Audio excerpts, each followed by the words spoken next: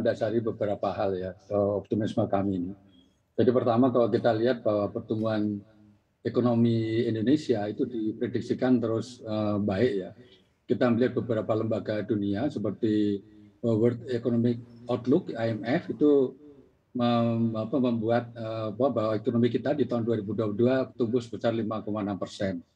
Kemudian di tahun 2023 sekitar 6%. Demikian juga dengan World Bank memperkirakan bahwa ekonomi kita tumbuh di tahun 2022 ini sekitar 5,2 dan tahun depannya 5,1%.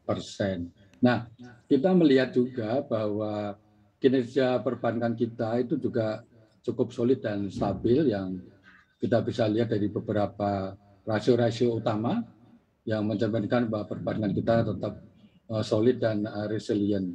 Kemudian kita juga melihat bahwa kombinasi makro mikro ini yang semakin baik, di mana pertumbuhan ekonomi kita mencatatkan yang terus positif perkiraannya, dan kemudian juga perbankan kita solid, itu tentunya akan mempercepat pemulihan ekonomi kita. Nah, ini tentunya akan juga mendorong pertumbuhan kredit kita. Kalau permintaannya tumbuh, tentunya perbankan akan merespon dengan pertumbuhan kredit yang lebih baik. Kita melihat bahwa posisi Januari, Mbak Aneka, ini pertumbuhan kredit kita sudah mencapai year on year 5,79%.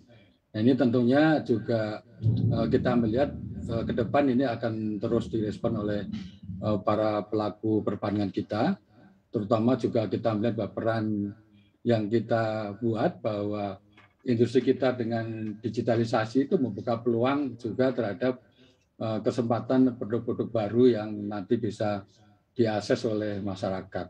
Dan juga tentunya kita juga bekerja sama tentunya dengan Bank Indonesia ya, dan tentunya anggota KSSK yang lain, Kementerian Keuangan, untuk menciptakan demand-demand baru. Nah, ini membuat kita optimis bahwa pertumbuhan kredit kita nanti di tahun ini ya akan sekitar 7,5% plus minus 1, ya, DPK-nya 10% plus minus 1. Nah, tentunya Mbak Eneke, kita juga memperhatikan beberapa downside risk ya. Kita melihat bahwa WHO merilis adanya varian baru Omicron yang namanya Delta Cron. Jadi perlu kita perhatikan itu. Dan juga normalisasi kebijakan di beberapa negara, termasuk The Fed ya, yang akan mulai menaikkan suku bunga. Tadi berita saya mendengar sudah seperti itu.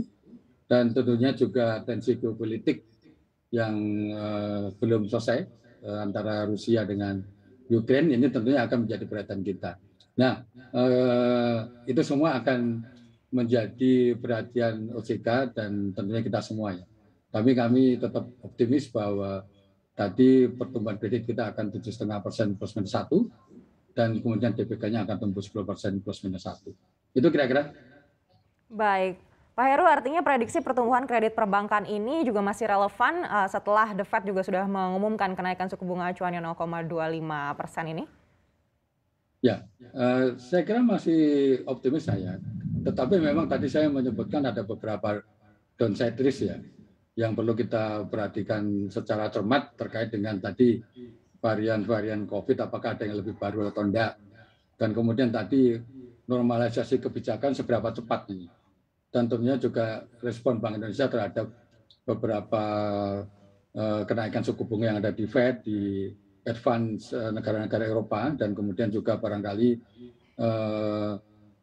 inflasi global. Itu tentunya akan mempengaruhi nanti seberapa jauh optimisme ini apakah akan tetap seperti itu atau barangkali terkoreksi. Tapi saya pribadi masih tetap optimis bahwa itu akan terjadi karena likuiditas di perbankan kita masih sangat ample ya, dengan situasi seperti ini. Jadi room untuk untuk menggerakkan pertumbuhan kredit itu masih cukup lebar.